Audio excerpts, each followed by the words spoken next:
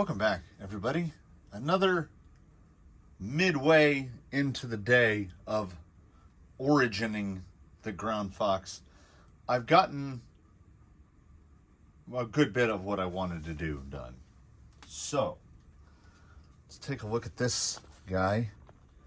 He's on some much improved wheels now. I believe Blue Sky High's original wheels, something like that. Everything, of course, because those canyon trails have been mounted so many times, they just mounted straight up. I actually wanted to get a little lower down under here so I can give you a better look of what had to happen to the high clearance links, because right there, when they were turned the other way, they would just... So, I think, also, element axles, like, front doesn't do it, but element rear axle, every one I've ever built. And it doesn't appear to impact performance, but it's just one of those things. So while we're here in the low angle, look at that. Look at the angle of that belly.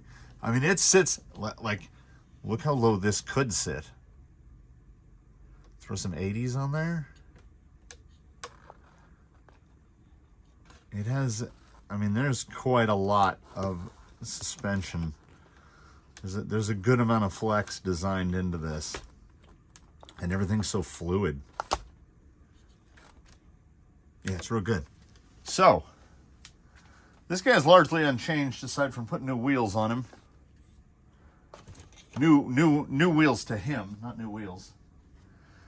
Here's where we sit in the progress on the Origin. I got the purple down, remembering that it was Krylon Max, which I assume is very close to Krylon 5X, which is what was used on Jake the Snake. As that paint is like, it goes on like armor. So when I sprayed this down, I went really, really light. And because I wanted to mask everything twice, I painted I went purple first and then did the second coat of mask and did the roof. And honestly, I'm most happy with how the roof is coming out. Someone in the comments mentioned that the roofs were indeed steel. Thank God, because we got the little silver popping through there in the front. There's been no form of weathering of any kind done yet. This is basically, I put all the paint down, I wet sand with 400. I just want to get it uniformly smooth. Like you can see in those lines, there's still a bit there. That's going to have to be taken care of by the flat overcoat. I've also left the window masks inside and outside still in place. A little dirty in there, but I mean, that's just, you know, it's all over patina. Probably going to end up sanding a bit more out of here. The paint went on a bit chunky on the front. Like some lines look really glaring right now. But once some weatherization starts on them, I guess there was actually a high point right there. And I had almost masked down to here, but I looked at some pictures and saw that the roof, when they would do the two-tone, the roof, it was just across that roof line. And then, like a genius, I put all the masks internally for the lights and didn't mask them on the outside. I mean, he's not the type of guy that would ever put a light kit on it anyway, so I don't think it's too much of a problem. I think the pebble and the plum look really good together. It's almost like an antique-y white. It's almost like a tan. I thought white would be too stark. And now that I see it with this color on there, I think I was right. So we are now at the point in the weathering process where I get there's out of the bag. And let me pop the tape on here. I think it looks like it's about 50-50. About half of it is stuff that goes with the interior, And as I said, I don't know what color the interior is going to be, so I'm not going to mess with that. But we will get the radiator and the grill and the fans. Get in there. Hey. If it has the right buckets, was I actually supposed to cut those out? I think I was actually supposed to drill these out. I mean, those instructions came out of the bag for the first time. So I'll get these bits put together, and I'll get the plastics put on, because once I start doing the additive portion, washes, dry brushing, our good friend, the Tamiya weathering kit, I like to go over everything, over the grill, everything, to kind of unify it. Then I will be able to blast it with matte on the outside, and then I can pull the window masks off, and we'll see. Because I thought for sure when I hit this thing with air, I thought they were going to come up. I can just see the cut line. So they're still on there. And hopefully we won't have any ragged, jagged edges. I mean, it's too late. I mean, if they're there, they're there. I want to tone down the halo that's forming of the edges. It looks a little too intentional. I think this came out better. I think there looks better than there. And this looks best of all. I don't know how it's picking up that the silver shows through all along the drip edge. And it really, I'm not going to do the black on here like the stickers. I'm gonna leave it just like that, because I like it. I think it looks good. It'll get a little touch-up, tune-up after I get these plastics installed, so that like the proper weathering can start. All right, so I've got what plastics I can get in place. There are the tail lights. We got over the forgetting to mask off by just a little dab of Tester's Red in there. I think that's fine. I already started kind of going to work on the grill. This is just basically dry brush. Is it silver?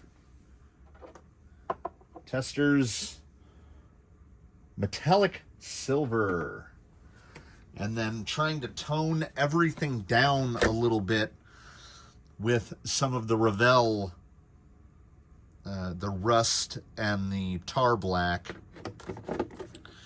Like there's a little bit of black here to tone it back down. And it's just a sort of an additive slash reductive process. I get the bristles basically moist. Oh, buyer's tip on Amazon is a 10-pack of Heroic premium artist brushes. You know they the best. 6 10-packs was like $12. So $2 a pack, 20 cents a brush. So should you happen to forget one and forget to clean it out, it doesn't really matter. And we just we end up with hands the colors of the wind. Is it the wind? I think it's the wind. And as it gets, you use it initially in spots where you feel like it's going to need more. And then you gradually, it'll get down to where it's dry brushable. And then like we tone down that's a little much, but I can go back over it with the black.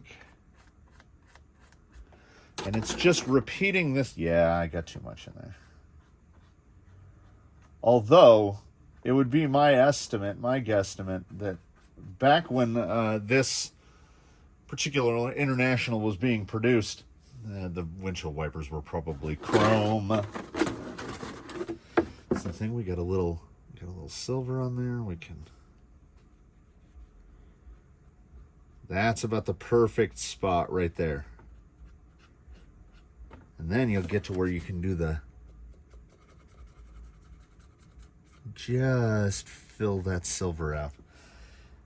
It's the little stuff. That would actually probably have a little more silver than rust on it.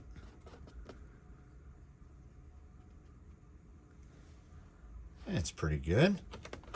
And that's why I definitely toned this one down a lot.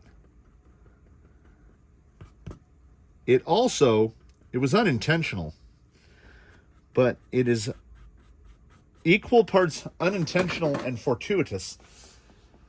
The aqua color is basically water-based. You can thin it with water. This is the specific quote-unquote thinner for it, which it says it's methoxypropane. I don't know what that is. It says it's flammable, so maybe it's like an alcohol-based.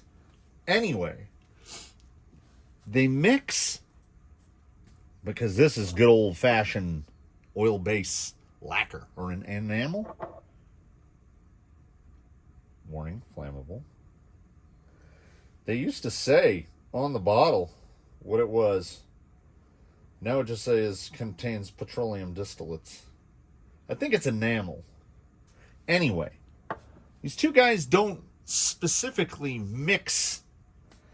They'll blend, but they don't mix. Like, we have a combination of all of the stuff, trying to cover up the fact that I had a really pinpoint paint line there. The rust is so thick. What I really need is I need a dip jar.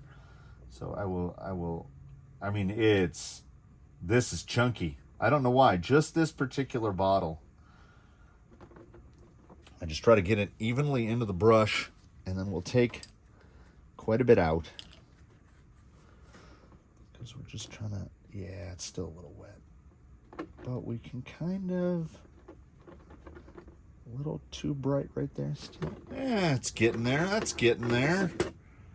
And then you'll find out that it looks like too much rust, and then you come back with a little bit of silver. We can kind of tone down. There's a real hit of silver right there. Yeah, and this stuff, completely different color.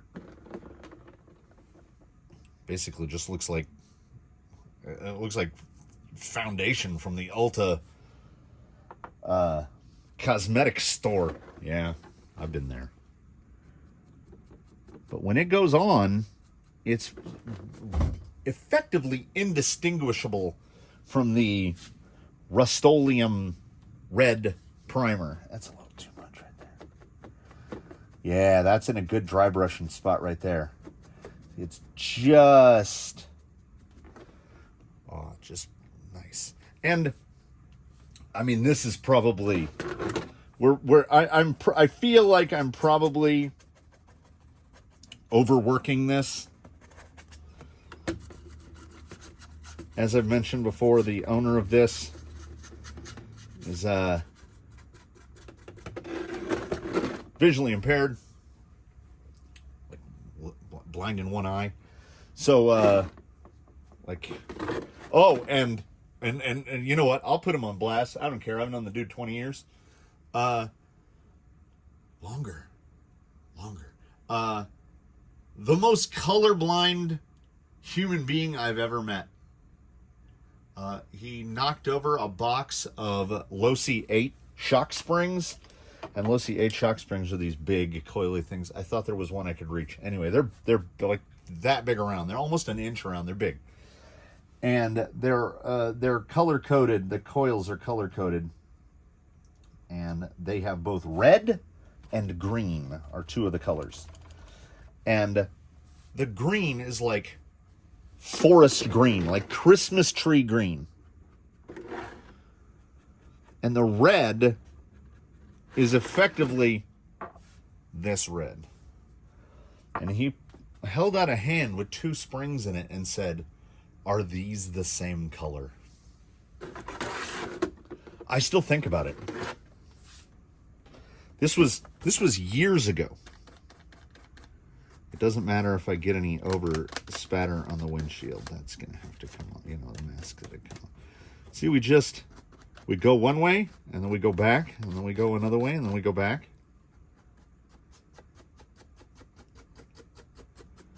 Just try to tone that silver down a little bit. These are basically, so I'll go through with this. these three. And then we have effectively the same three colors again in the Tamiya Weathering Master, which I could have shown easily, but I put it back in the package backwards last time. Yeah. Orange rust, gunmetal, and silver. The same things. But they give like a different sort of patina to it. This front corner, hopefully the Weathering Master will tone that front down. Yeah. See, that the nose end is really starting to look more like what I want it to look like. I got some odd I'm gonna have to try to paddle those out. I got some like, yeah, I'm most pleased with the 20-cent paintbrushes. I have, like I say, 6 packages of them. So I mean, it's nice to just have a handful. Oh, I really need to thin that. It's like putty. It's just nice to have a handful of paintbrushes around. That is too bright. Yeah, just tone that down a little. Oh, that's too much. Oh, also, yes. How could I forget? The same Scotch-Brite that we use to scuff it in. If you get the paint a little too, like it looks a little too brush strokey, you can just kind of buff it out. Still a little point right there, but it's one of those things that the first time I or he rolls this thing on the rocks, these corners are going to get torn up. It's this little edge, the edge between the colors is too hard. Well, I mean, it was masking tape. Yeah, it's to that nice dry brush phase. But now I left a... It's about making your brush strokes not look like brush strokes. I wish I could have the door handles in place right now. I'm going to have to try to weather those separately because the door handles bolt through the interior, bolts through, and the door handles are what helps hold the interior in. So I'm also getting a little off axis here. Oh, see, we get, I don't know if it's showing up, but like you get those little hazes like the bed of an old truck.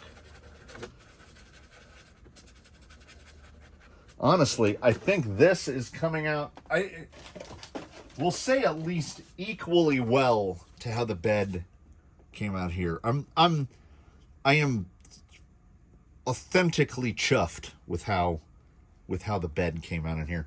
And as you can see, I've been it's been getting some extra patina. I rolled this thing pretty good. I popped one of the, oh, actually that one came all the way out and I had to pop it back in. So the patina keeps going over time. This is just the base patina. You know what I haven't seen? Let's see how it, I thought that the silver wheels would be an improvement over my least favorite wheels. Let's see. Oh, yeah, I gotta say, no, I mean, we're not to the point yet of horn tooting, but I think that looks pretty good. That's looking pretty good. So from here, it's just a matter of, like, I don't know. It's early yet, but I think the back might be almost done. Maybe tone the little too bright on the silver, maybe tone that down a little. I like that. Let's see it on this side. I think I've done more on this side. Yeah, this side looks closer to done for me. Yeah, not bad. And I'm hoping the matte will smooth out. It has every time before.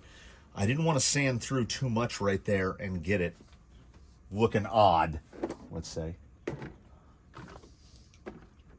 This guy is on his way. I really like the Vanquish grills, and yeah, the more I look at it, definitely no external bumpers, nothing that sticks out. Just maybe, and it's pretty, because as this thing has the radiator, and I bolted it all together, I figured, hey, front weight, as it has the radiator and everything, the front end of the body is pretty sturdy. It's not bad at all, and I think it's coming out. I think it's coming out pretty great. So before this turns into an absolute marathon, I don't know if I want to scrape. Where's my scribey? Do I want to do any scraping on here?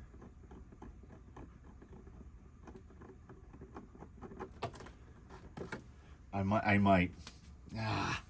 Now that I see it, this is a oh, that Krylon Max is so tough. This is a vinyl weeding tool that came in a package of Cricut accessories, and I've been weeding vinyl so long with a number 11 X-Acto knife that I can't use this thing.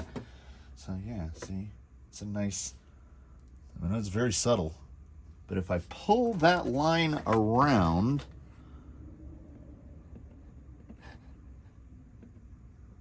just get down here, down into there. All right, now take any hard edge off of it. Of course, now I have to do the other side. I've committed now. Get that like that, and then a little tone down.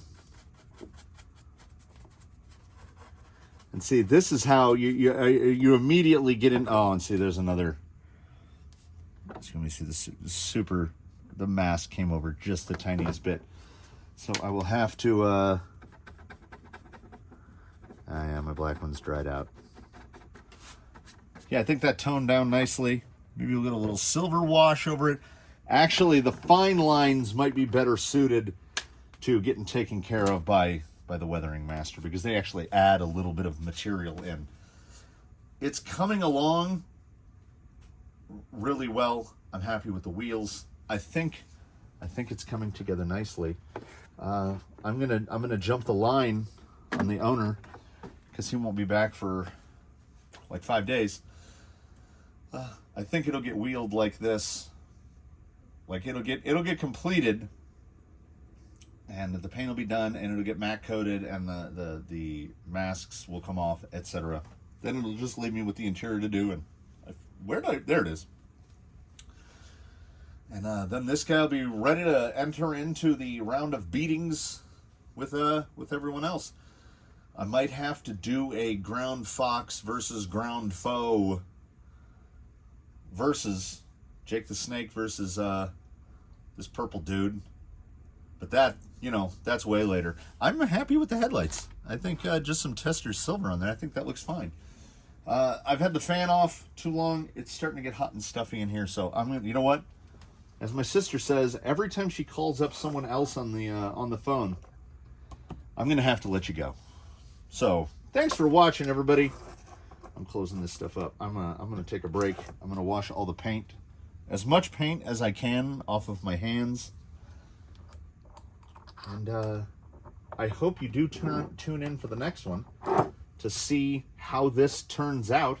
I'm as curious as anyone else. I'm starting to build my arsenal of weathering materials, as I haven't done this since I did armor models. Let's just say, let's call it the phase of life that was pre-driver's license. Let's just leave it at that.